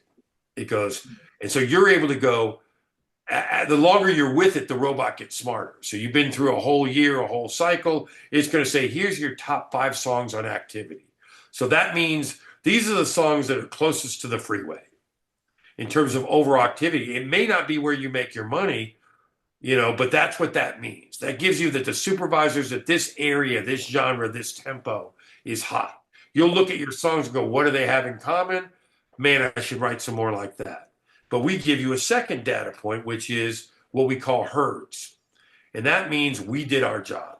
Somebody was looking for a song like you did. We got the supervisor to sit down to listen to it, the ad agency, whatever. Somebody representing them, whether it's their assistant, heard your song. I'm done. My selling is done. You can present and promote, but sell, that's an overstep. So we got you up to bat, but you can see, okay, this is a searching, but what songs are getting pitched? What's getting up to bat? And that's never a bad thing. Even if they don't pick your song for this movie, 6 months later, we could see that same supervisor grab that same song and put it in a completely different movie. Maybe they tried it to picture and it didn't look good. Maybe the director hated it. Every movie I've ever supervised, I have a song where I'm going, I think that's a shitty song. I had a way better song picked out and the director hated it. I don't know why he put his cousin's song in. That was stupid, whatever it is. So the third thing that we track is what we call forwards. A forward means they downloaded your song. They didn't just listen to it. And when they download it, they're not going, hey, let's add this to my iPhone. I want to steal Lowe's music. Nah. They are emailing to the director. They're sending to the producer. They're sending to the editor. They're trying to picture you did your job. Keep a good eye out of those forwards. That means somebody thought you belonged in that movie. And that will give you, those 3 points of reference will give you an idea of what's the best thing is. In terms of extra selling and marketing, there just really isn't very much. We do have a thing we call direct pitch that we've been developing. And we're testing it with our pro members. We have a pro member thing. Once you're there, if you want to get briefs that are things that we're actually supervising, we can say, hey, who wants to write a song for this? Like we're working on a documentary about a 200-mile bike ride in Mexico. So we're going to be putting out a pitch and going, hey, we need some songs like this so they can edit. We'll send it out. Who wants to write something for this or has something for this? We do those things. It's $10 a month. If after 6 months you think I ripped you off, I'll give you your money back. We're not trying to make money, but we don't want to open it up to everybody to drive us crazy on every pitch. Because what we do is when we get an emergency, a crazy emergency, it says, I need a song and I've got 2 hours, 3 hours. When it gets to be the point where if we do a search and we go, we got 300 songs that could meet this criteria, but I got 2 hours. You can't listen to 300 songs in 2 hours. This started because of a Kentucky Fried Chicken commercial in Australia. They had wanted to replace a song, a famous song from an artist, and they'd done a deal, and the client loved it. They ran it for 12 weeks, and it was Pitbull, and he came back and said that he didn't want 10 grand, he wanted 40 now. And Australia's like the size of Texas. They're going, we can't pay you 40 grand to license your song for a Kentucky Fried Chicken commercial. So they said, what are we going to do? The client wants it up in 2 hours. So we went and did it, and we couldn't meet the thing in 2 hours because we tried and we just couldn't get it together. So we built with this thing called direct pitch, where we will go send you an email and go, hey, well, we're looking for a song to replace this song from Pitbull. If you got something that fits this exactly, log into your account, click send, and it'll take it straight to the supervisor's folder and put it in there. Who knows your music better than you? So we call it crowd pitching, you know. So we have those are some active things that you can do. But you can also look at the activity and then start to write things that are more conducive to that. Awesome, thank you. Welcome. In terms of the data that you were talking about, is that like available in real time, or is it like every quarter that it gets updated? The data that we're tracking? Yeah, like the Well, that's real time. searches, herds, real time. Yeah, right now we broke our herd report because we're moving servers and stuff, but we'll get it back up. But basically, within 24 hours, if you get herd, we notify you. Like, I like reports, but you don't want to go run a report. I want you to report to me. So it tells you within 24 hours, hey, we pitched you for a film. It won't tell you what it is and all that. And sometimes, man, you don't want to know. If you knew how, like, there's not a single month that goes by that we don't have something that's been in the movie that they cut the last minute. We had something in Transformers for 3 months. 2 weeks before it comes out, they cut the entire scene. It's like you don't want to know how close you come, man. We're doing you a mercy, and the supervisors would freak. They don't want their business on the street. But it's certainly not boring. But it's exciting. It is a good thing whenever you get a herd report. It means you got up to bat, and you get a forward. And also, too, when you get licensed, it'll go, congratulations, you got a license. Log in and see what we owe you, because it takes them a while to pay. Like we're getting paid on this China Beach thing for Netflix. We've been working on that, 8 months, and they're just now going, okay. Like we had 6 songs in Ghost in the Shell with Scarlett Johansson. You know when Warner Brothers tells me they're in? 2 weeks after it's in the theater. Hey, we want to get around to paying you. I said, well, what, did something make it? I didn't even know. I never got notified. Yeah, you got 6. You know, once I signed the paperwork, legal and binding for me, but them, they can get out of it anytime. You know, and most of these guys, they like Paramount says, if don't fucking talk to us until the thing's been aired for 4 months. Leave us alone. We'll get back. They're not nice people there. Wow. I'm just telling you, sometimes a little disrespectful. Ouch. Yeah. But you'll still take their check, though. I just want to point that out. Oh, yeah, of course. Yeah. Well, we got pride, but not that much. All right. Thank you Thank so you, much. Barry. Yep. Danae, sorry, go ahead and ask your question, and then we can come back to you if you have more questions. Okay, I have a three-pronged question. The first is, Bring it. as a vocalist, where do we need to show up if we want to have our voice in film, in TV, etc.? Where do we need to show up? That's the first question. You need to have recordings with your voice on it. That's Okay. all. You know, you need to be singing people's songs, making your own records. You're a singer. Do you have any recordings of your own? Right now I have things on YouTube. But are they songs that you wrote and you produced? I have some things that I have written, yes. Yeah, so you got to get those recorded because they can't have your live singing. But once you've got that, Okay. That's the thing that they're licensing. They can't license your live club date.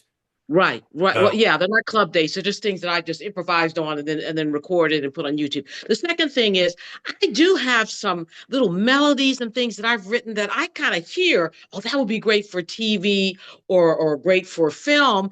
But I'm looking for, it's just me. I'm looking for You other need, either a you producer need or a co-writers. collaborator to flush it out. Yeah, to flush it out. Where are there music writing retreats or something? Oh, there's those, believe me, but they're expensive. You know, Oh, how rich is so your what? mom? I'm sorry, what was that? I said, how rich is your mommy? Because if your mommy's rich, I got to tell you, they got some good ones. Because I'll come and speak at those, and they'll go to a retreat thing, and they'll have a Right, chef. right, right. You Okay. know, but really, where do you live at? I'm in the DMV. I'm in Columbia, Maryland, which is right in the middle of Baltimore and Washington, D.C. Well, that's good stuff there. You're a stone's throw from Philly. Come on, don't tell me you can't find somebody to write with. That's what I'm looking for. That's what I'm looking for. Really, I am. Danny, Danny, you're in her neighborhood. Where can she find someone to write with? Yeah, and actually, it's funny, Barry, this idea came up in one of our board meetings, that we need to have, what do they call them in Nashville? Like writers' houses or something? Writers retreats is one of the things they call, Yeah, or these, I guess in Nashville, right, there's this, one of the roads like just has a whole bunch of, uh, like Music Row. You talking about? yeah, that's what Uh, I'm talking about. that's that's where all the music business and publishers and everything are. They don't necessarily write there, but Okay, they have a whole legacy of people that writing for dollars, man. It's unbelievable. Uh, gotcha. the professional writers there will write. Well, we do a 10 and a 2, or a 10 and a 4. They write two writing appointments a day, stuff like that.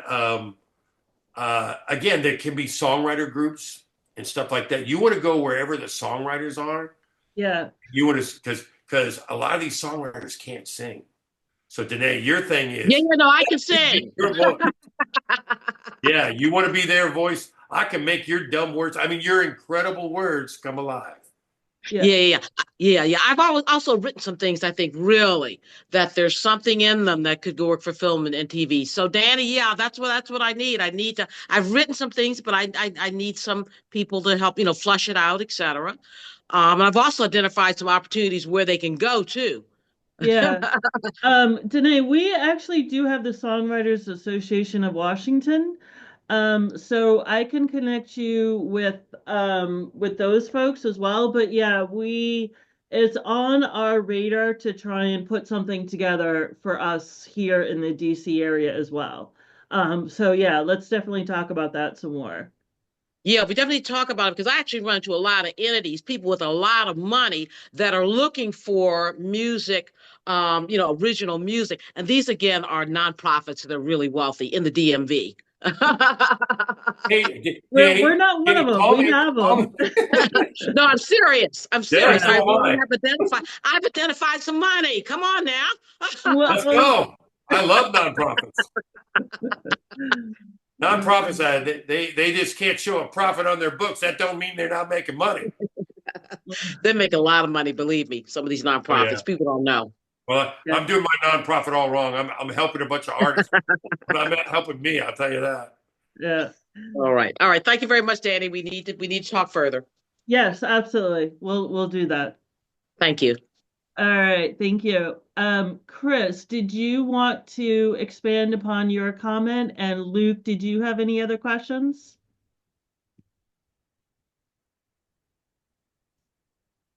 I see Chris with a thumbs up. Yeah, I got a quick question. This is Luke here. I was the one who posted the question about the cover songs earlier. Barry, thanks for taking your time, man. I've wanted to sing for a long time. And I've heard a lot of good things from people that I trust who have been involved in that world to some extent that my music could be a good fit. And I've just never kind of, I don't know, really pushed for it. And so this next year, that's one of my goals. So I guess I actually just signed up on your website and Oh, great. submitted my music and everything. So I'd love to kind of move in that direction. What's the timeline typically look like between, signing up and then like actually potentially either getting a song like pitched or potentially synced, or is it completely variable? What does that look like? Yeah, you're asking a great question. The pipeline is tremendously long. So like Man in the White Van, the thing that Alan helped me with, um, I worked on that stupid movie for almost 3 years. And it came out, a couple months ago or 1 month ago, you know. So the pipeline on a movie is really long. And the series too, like the China Beach thing, we'll do the series and then they'll just put it on a shelf and oh, we're going to release that in the third quarter of next year. Like it can be tremendously long. Like people will go and say, "Hey, dude, what's up? I've been with you for 3 months and I haven't gotten anything." Yeah, Man, yeah, they say that we don't want to laugh in their face. You're going, how yeah, do you know? Like when we pitch something, it takes generally 3 to 6 months to know if we got you. If I pitch you tomorrow, yeah, and the ideas of something crazy fast is, you know, 2, 3 weeks, a month, and even if we do place it, then it'll take them another 3 months to pay us. yeah, You know, if you're looking to pay next month's rent, it'll have to be something else. I mean, the real deal about film and TV is the royalties. Once you get a bunch of these things in, back in my heyday, man, I would do these horrible, I used to call them big titty blow up movies. I don't think that's a technical term, but I would watch it, Skinamax and HBO. And late night one night in the 90s, I was flipping through my song, my song, my song, and all these terrible movies, but they add up, you yeah, know, and it doesn't stop. So in my heyday, I was making 160 grand a year for not getting out of bed. yeah, That was because of some bigger things, believe it or not, game shows and different, just crazy stuff. But there's the money's in that's it's a long-term play. yeah. Uh, Yeah, that makes sense, and that's what I would want anyway. Is like the long term. I mean, obviously, short term would be fun, but yeah, I feel like the only way that I've seen people be successful with this is like long term stuff and sticking with it and just continuing. So what does the process look like from like tonight? Like I've submitted everything, linked to my music and everything, so you guys will review that, and then is that somewhere Oh, like so you would here's the hit? thing. If you got approved and you put your music up, the second you put it up, it's available for film and TV. The approval thing, that's to approve you for something we call radio and retail. So we have 80,000 songs that we do sonic branding. So we supply the music to 200 Italian grocery stores, Swedish Mhm. eyeglass huts, French water parks, all the Walmarts in Chile. So, and we're in the middle of doing a big pitch for those guys right now. They want some new stuff. And that stuff is generally on a 6 month to 12-month delay. But we got to make sure because we're pissing off ASCAP and BMI because we're direct collecting. So we're basically because normally those guys they would if we didn't do anything or intervene, they would you know thug the grocery store, collect the money. The PRO over in Italy would collect it. They'd hold it for 6 months to a year. Then they send it to ASCAP and BMI for 6 months to a year. Then they give your money to Beyonce. So we said, tell you what, we're only going to work with people that track it, point directly to us. And we're going to tell ASCAP and BMI, you know what, Luke's stuff in the pre-markets, we're collecting that directly, you're out. So before we do that, we want to make sure you got no Beatles samples. There's nothing weird. You don't have Yeah, a game of co-writer. That's what we're approving you for. We're also going to go in and say, yeah, you guys think you sound like the Beatles, you sound like the Monkees. We're going to go tweak what you've got, to increase your odds. Because if I don't get you placed, I don't make any money. And yeah. now since you've got songs up there, you're costing me bandwidth now. I've got server bills because of you. I hope Oh, you're happy. totally. You better you better get on the ball and give me some money. I'm going to turn you out. Yeah. But it's So like it's that kind of thing. Yeah. So once you're already up and in, you know, okay. we So do the like right hard now, work. once everything's once you go through that and you hit the approval, then my songs are. I saw something about like there's like a bot that's like pitching things 24/7 or something along those lines. Yep. Am I actively pitching? I know you said I'm planning to sign up for the You don't pro have to do thing. anything. We're doing it. The robot's great, but we use it all the time. But really, he's only good for like 10 to 20% of the placements. So we got a whole team in LA that right now they're working on a big pitch. And then when they go to sleep, the Germans get up and take over. So we got a European thing, and so I'd love for it to. I built the whole thing to be automated. It's not. So we're there. We do the sucking up for you. So the idea is make more cool stuff, which is what I really wanted for everybody. Is like I don't want to spend my time pitching music. I want to spend my time making it. Yeah. Totally. Well, this is really exciting because everything I've learned over the last couple of years. I don't know if you know Chris SD. He runs Sync Songwriter, but he's a good friend of mine. I'm helping him promote a launch that he's doing right now. And everything I've heard over the past couple of years is that it's just all about knowing the right person. Because it's really hard to just talk directly to somebody and kind of get that in, even though like it's obviously it's possible. It's just way better to go with somebody that knows the right person. You could say like, oh, like, Barry was telling me, this person that, my song might be a good fit for this thing. So I just wanted to send it over to you. Different things like that make a huge difference. And then just building those relationships as the primary thing is the way to go in the industry. So I'm excited to have the opportunity. So I really appreciate it. Yeah, well, it's great what Danny's doing here, and she's going to be doing a lot more of these things. And again, it's the education part. Like a lot of that stuff, you could take notes and you'll look at the outline that I've got. But once somebody tells you, you're not going to forget. A lot of this stuff, once you understand the business, you're so much better equipped to know what to expect, what's going on, what's the timeline, what they're looking for. Like I always joke that just doing this thing that I did here should double your chances. It gives you some tips and tricks to not shoot yourself in the foot. And there's always an exception. Everything I told you, you could do something completely opposite and still get placed. But it's a numbers game. Odds are the stuff that I said will help you increase your odds. Totally. And the more prepared that we are in that conversation, we're gonna make the either music supervisors or whoever we're talking to feel more confident that they can trust us and our That's your competence. number one problem. Yeah. Yeah. That's what I've heard is that, so many people are using samples or they're not getting the contracts right and they get sued later. And so that's part of why they don't like working with artists. They really want to work with the people that they trust. And so you can become that if you work really hard as an artist, but it is really challenging, which is why I was like, man, I looked at your site as you were talking here. I was like, this sounds like a great thing. I'd much rather have somebody like, you and your team, pitching my stuff than try to go through and do that myself. Yeah, and I'll tell you right now, you don't want to spend money on that $1.8 million robot. That guy's expensive. I hate him. I mean, I love him, but yeah, it was like when you do like our search engine is really retarded. I built it because I knew what it was like to write for film, and then I knew what it's like to be a music supervisor. So basically, as a supervisor, I can log in at midnight and go, I want a rock song mid-tempo with a male vocal. It sounds like that band Oasis from the 1990s. It's kind of sad, but it has birthday in the lyric, and I need it in Portuguese. It's got to have acoustic guitar. Ding, ding, ding. Or it can be, I want a song that has whiskey in the lyric. Here's 512. Yeah. So there's a reason they all come to us.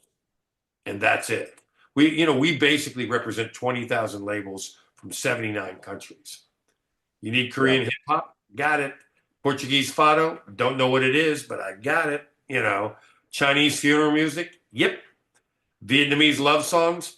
Horrible. Sounds like a drum machine killing a cat. Got it. License it to CBS Miami. I'm just saying. Or CNEI, whatever that thing they do. Yeah. Yeah.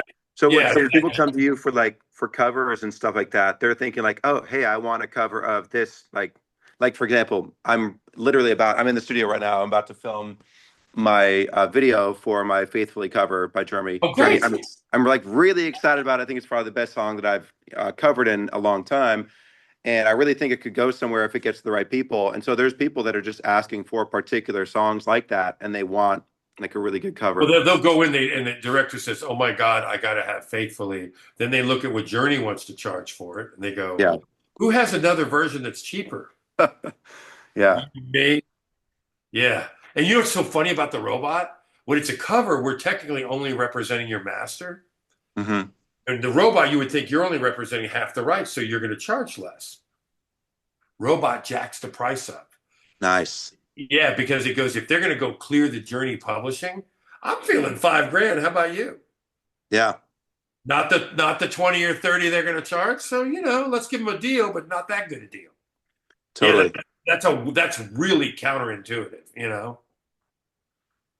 Yeah. Luke, do you want to put your website into the chat since we don't have time to go into videography tonight, but since you're there, And um, it's Oh, just and wegetartist.com actually.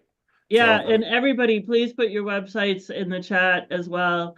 And then we're sure. gonna go to Woe, and then TJ, I see your hand, so we'll go to you after Woe asks his question. Thank you. I was just, I think it was the same question you were talking to Luke about, but basically, is that the difference between active tracks and pending tracks on Music Supervisor? Because like all yeah, of my so so tracks are still so the pending. the pending is active. It's active for film and TV the second you upload it. Got it. Yeah, the pending means that we haven't had like given a choice between pitching your music or going and checking your tagging, we're gonna pitch your music. So, when we get a little extra time, we go in and get you when once it says it's not pending anymore, it's approved. That means you're approved for the licensing in overseas and for Mhm. radio retail. You're approved the second you put it up there for film and TV. Got it. Yeah, yeah, it's yeah. We the set like we already looked at your stuff, said it's good. We approve of you, therefore your stuff's in there. Awesome. All right, awesome. Thank you. TJ, do you want to come on and ask your question? Hey there. Hey, Hey, so I've got a question about the kind of music that is eligible to be placed.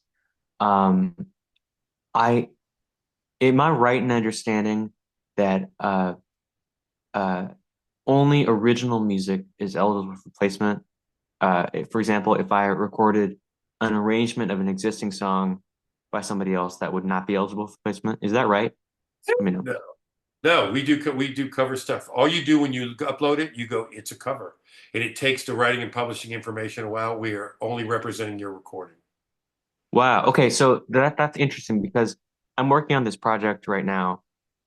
It's called The Unsung Sinatra, and me and I'm a pianist, my friend Elijah, we're putting out this album of rearranged Sinatra stuff, but not his hits. They're all back catalog stuff that like he was the only guy to record them. So That's a like great obscure idea. songs from 1952, and we're doing our own arrangements of it, and there's pretty much no recordings of it. And so this is like a potential opportunity where it sounds a lot like Sinatra, but it isn't him, so you don't have to deal with the Sinatra estate. We have a guy or two in our system that are approved by the Sinatra state. They won't bug out. So we do a lot of Sinatra play covers. Like we do Right. original songs that sound like Sinatra. So having some Okay. obscure things. I mean, the hard part about obscure things for film and TV, it'll be interesting to see if it's worth the licensing it. Like, because some of his obscure tunes, it could be really famous writers. Yeah. That's the thing. One of the things that we're working on now is sort of the third leg of the stool. We're working on our own streaming site, and that could be a blast because we're gonna pay double the writers for royalties. So we think we can get the Sinatra people to play ball with us, and then that any Super Sinatra fans to hear, like if I'm really a crazy fan, and that's kind of where we're going for crazy fans, you could do really good at that. Hmm. Okay. Well, that's encouraging. Okay, because I'm a jazz musician. I have all sorts of projects, and oftentimes it's not original music, but they're original arrangements and our own recordings. So that's Well, you useful. know what? Also, do we have a thing where you can put that you arranged it there? Yeah. And what happens is, back in Sinatra's day, they used to give his arrangers anywhere from 5 to 15% of the copyright. Hmm.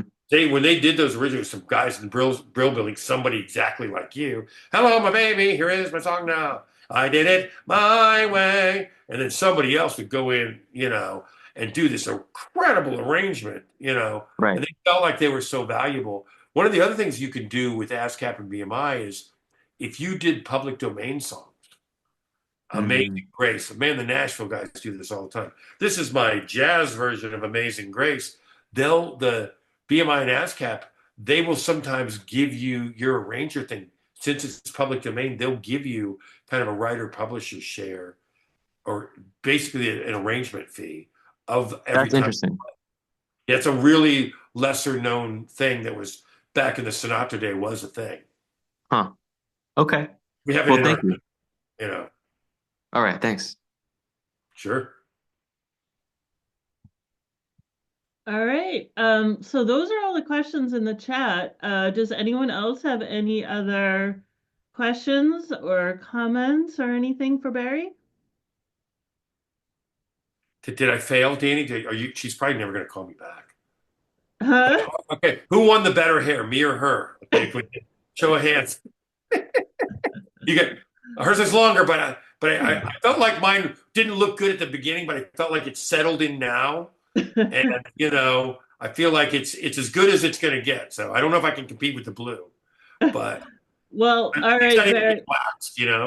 Yeah. Well, when you come here to DC, we're gonna have to experiment with the colors. Yeah, okay. I remember when I dyed my hair purple and my daughter was 9. I came home. She goes, "Mom's gonna kill you."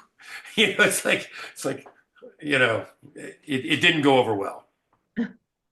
Not as bad as when I got cornrows when my entire family refused to walk with me in the mall. Oh, I'm going, jeez. come on, I just want to do it one time. Took a long time to get that hair like that, man. And they wouldn't even be seen with me. So I thought that was wrong. Yeah. I went to Jamaica. I had to do the whole, white girl dread thing for a little bit. Yeah. Yeah, Yeah. it was awesome. All right. So, does anyone else have any other questions for Barry? I actually do have a question for you though. If somebody has a lot of ideas, is there a way to find out about film and TV projects that are started?